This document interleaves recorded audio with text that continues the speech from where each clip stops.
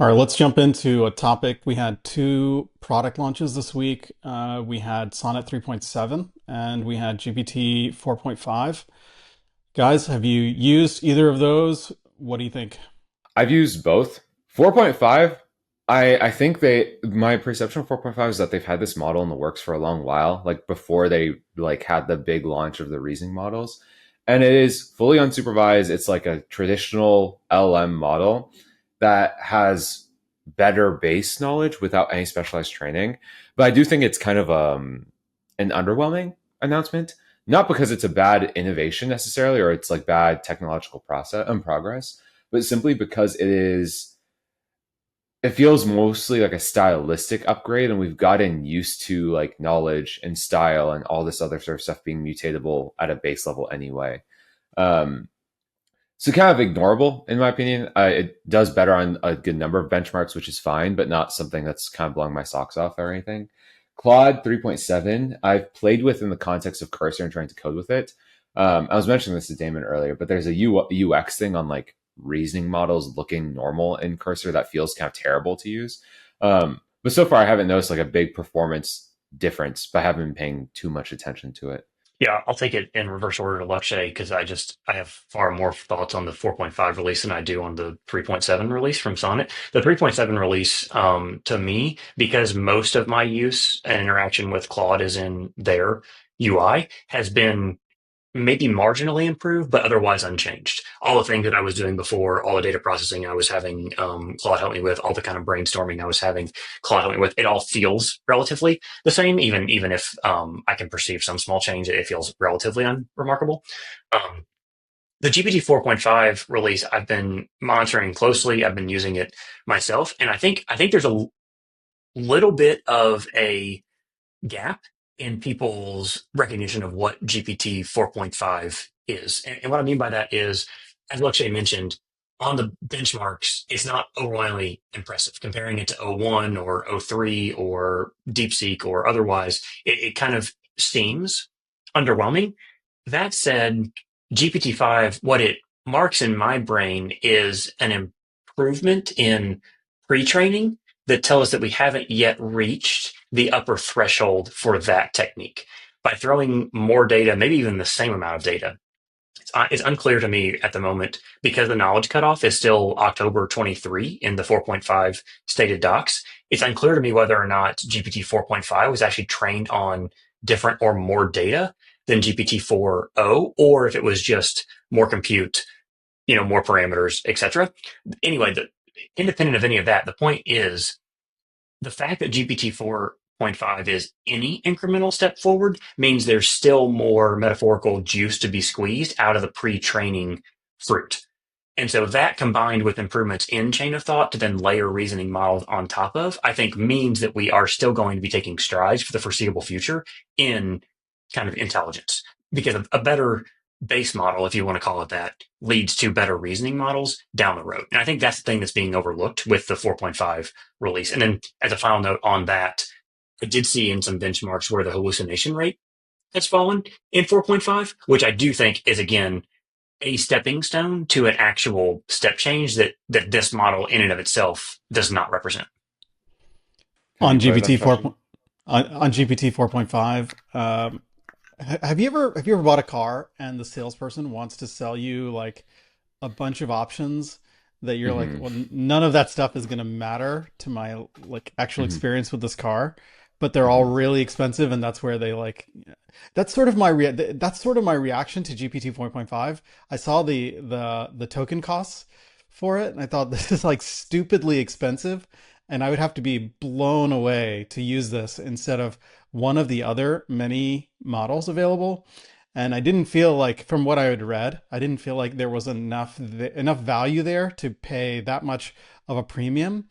There is one thing I want to just highlight, which I think is a really good step, is that Sam Altman mentioned that in the near future they won't have all these model names available because they've sort of made a mess of all these models and model names, and he was acknowledging how kind of difficult that is to figure out like which model do I use for which situation. And so instead of offering a whole bunch of models, they're going to simplify it and have a model selector kind of pass the request to the right thing in the background. I think for most cases that will be better. For some people, they'll want to really kind of tune either for cost, probably most likely. I'm thinking if you want to really manage your costs, you might want to have the option to pick which model, or for performance, be able to choose your model. So they probably will reserve that for power users who are going to know the difference. But for most people, having not having to choose your model and just drop your question in is going to be better. On Sonnet, on the Sonnet 3.7 release, my primary interaction is via cursor, and in my experience, it's pro and con. The pro is that I saw it doing more thinking and planning before execution. The con of it is that, at least in my anecdotal experience, it got stuck more often. And so I reverted to 3.5 and got unstuck pretty quickly with the very same query. I would just go back and restore to that point and then switch models, and then 3.5 would be able to get through the task. Maybe it was getting through the task with less intelligence per se. I kind of believe that from kind of seeing the logical paths, but it was not getting stuck, at least in my experience. Out of curiosity, Shashi, because I think that's an important maybe anecdote. There was the code that resulted from 3.5 working at the end, because like the way that I'm kind of Hmm. digesting that as you're saying it is that 3.7 is kind of working its way through a logical process to like solve the prompt that you've given it, and it's kind of running into a hurdle that it's taking either more time with, or it says like, I don't know, I can't figure this out, whereas 3.5 might just be blitzing through what maybe should be a hurdle, but it's just no, it's kind of ignoring it and saying, okay, I'm going to do this anyway. I'm curious what you think the overall quality is from the result of that 3.5 output. I was satisfied with the output. Actually, what I was doing is I was using the 3.7 thinking model to write the planning document. So I Yep. would write a markdown planning document first, and then I would attach that to my next. I would start a new cursor agentic composer window, and then use and attach the planning document, the markdown document, to the next query. And then I would use 3.7, the regular 3.7, not the thinking model. It would go through, it would get some things done, it would get stuck, and then I would go back and then redo that with 3.5, and it would not get stuck. That was my anecdotal experience, but I wasn't relying on it to plan and do at the same time, if Mhm. that was what you're asking. Yeah. Yeah, No, I no, haven't. that answers the question. Yeah. Go ahead, Lexi. I haven't. Obviously, like 3.7 is what that announcement was like. It's 4 days old at this point. I haven't tried like since last night, but I'd assume that the cursor team is testing and like doing evals with cursor, and the new Claude model, simply because the way that the agentic mode was prompted previously kind of had like a thinking step baked in, right? If you'd say like, go ahead, like look at my code base, do XYZ thing, there it always had like a planning RAG sequence of steps where I'd look for your code and then go back. Whereas this wants to do its own reasoning before it executes. And it's just like the UI is not exactly like perfect in that way. Like the sequence of steps that I assume that the Claude 3.5 prompt has feels a little incorrect for what the 3.7 one should have.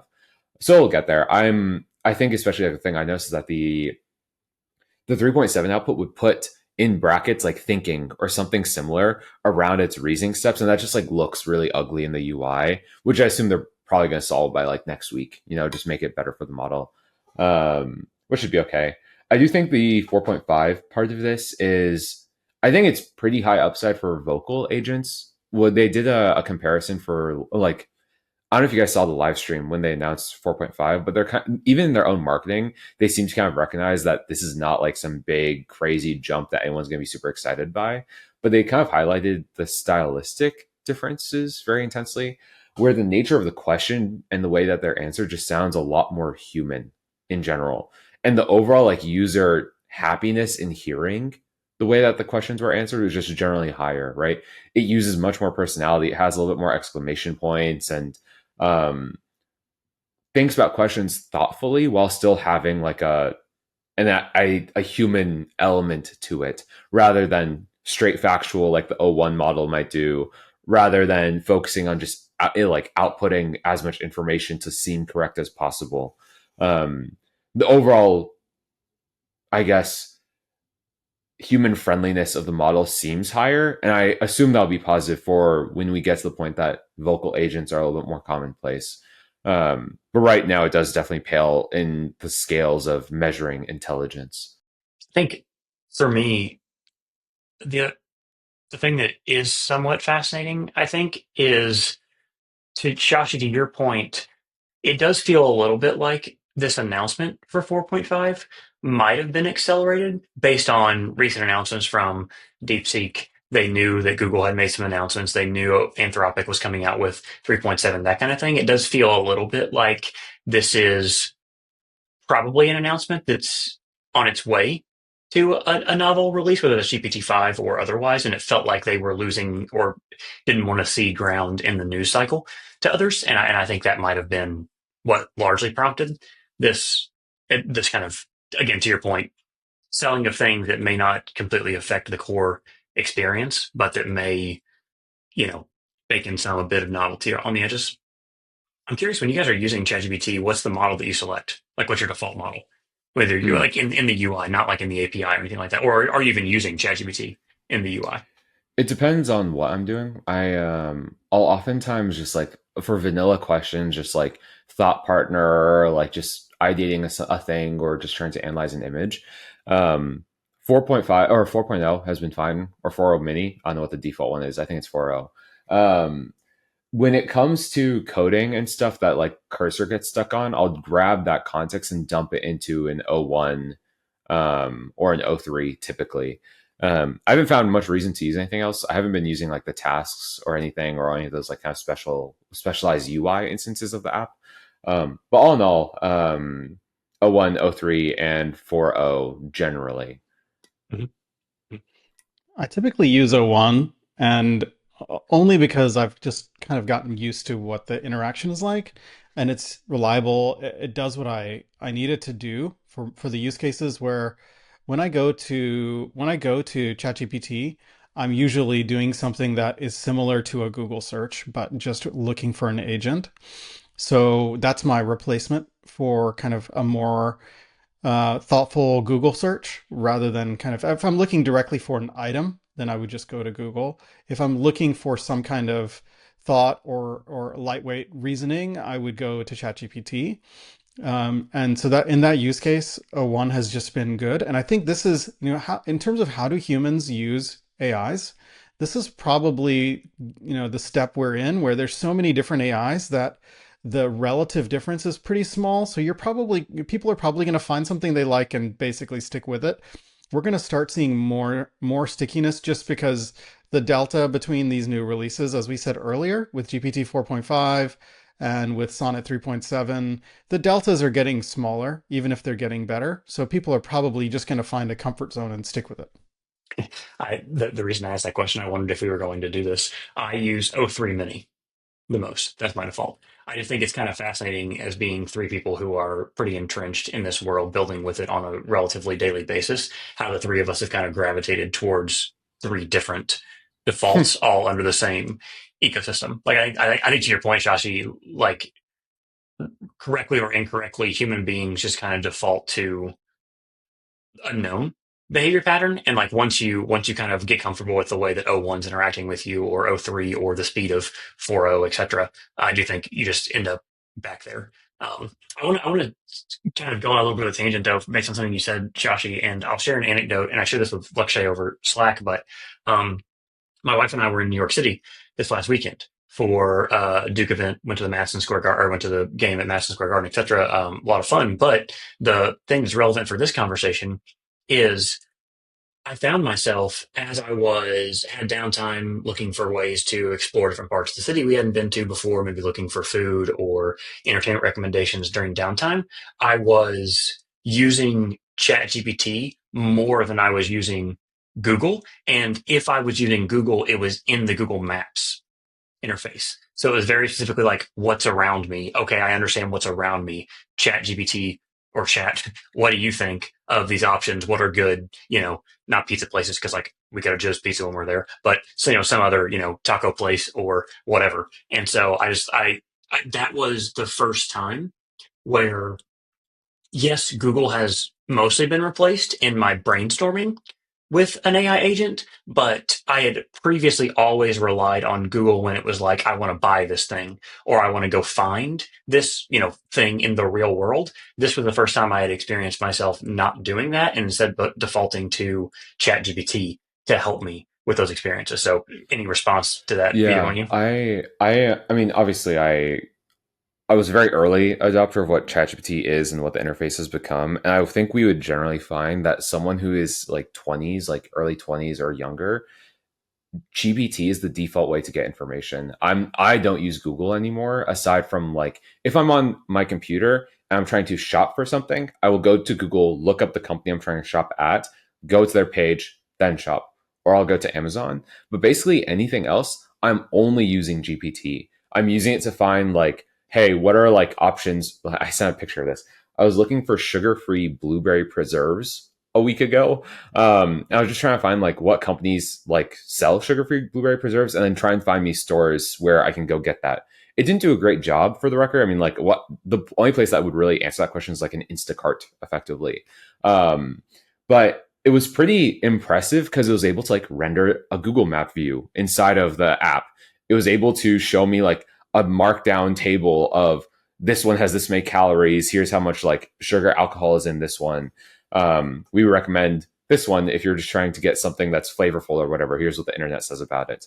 And I haven't had a need. And I think especially with the nature of like ads and blogs and SEO muddying up most websites, I've in general defaulted to ChatGPT for any sort of information. If I'm in a city looking for something to do, I ask ChatGPT for ideas because it knows my context and the sort of things I like to do. All right, let's change gears here.